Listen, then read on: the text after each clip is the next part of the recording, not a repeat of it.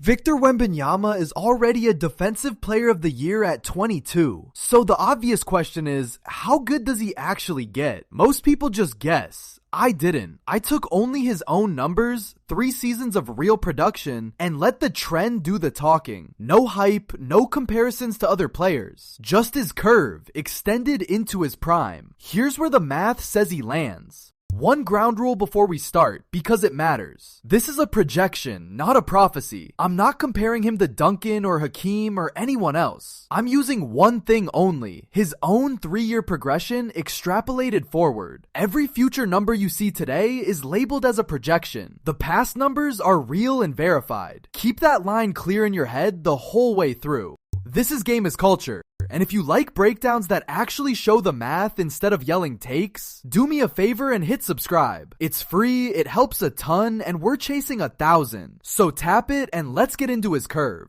First, the starting point, where he actually is.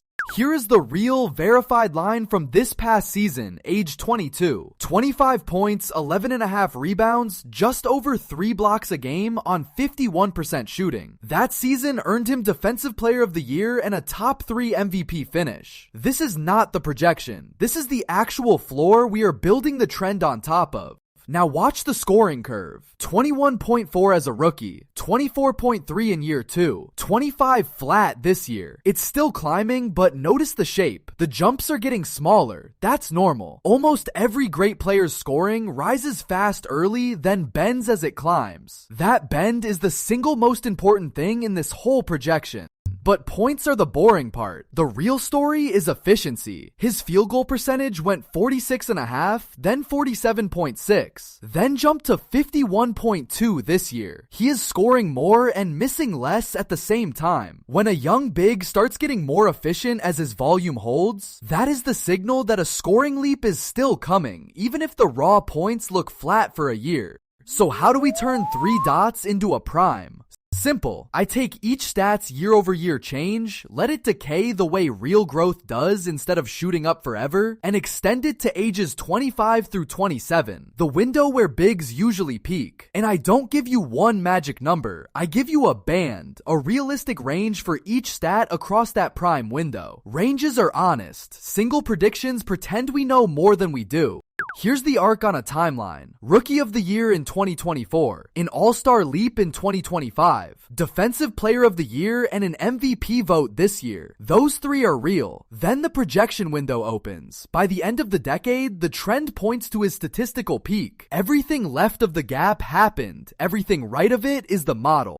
Now the part you came for, the prime. Start with scoring. Slide his curve forward and let the growth decay realistically. From 25 today, the trend settles into a prime band of roughly 28 to 31 points a game. Call it 30, not a fantasy 40. A grounded, trend-driven 30 a night across his peak years. That alone would make him a perennial scoring leader. Put the whole projected prime line together and it is absurd in the best way. Around 30 points, 12 to 13 rebounds, and 3 to 4 blocks a night at his peak. A 30-12-4 season has essentially never been done. That is the headline the trend is pointing at, and remember, it's built only from his own 3 years.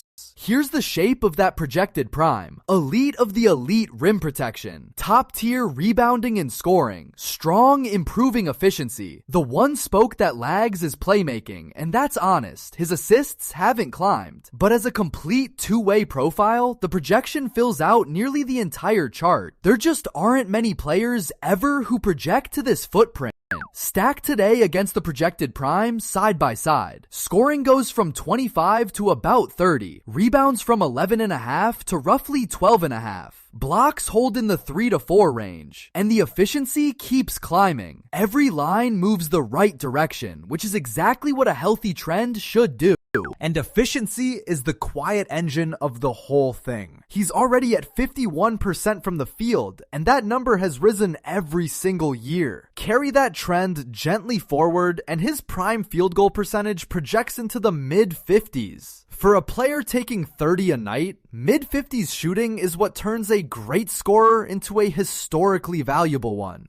So here is the full projected prime line, clearly labeled as the model's output, not a stat sheet. Roughly 30 points, 12.5 rebounds, 3.5 blocks, mid-50s shooting, across ages 25 to 27. That is the trend's honest answer to how good he gets. Now the honest caveats, because a projection without them is a lie.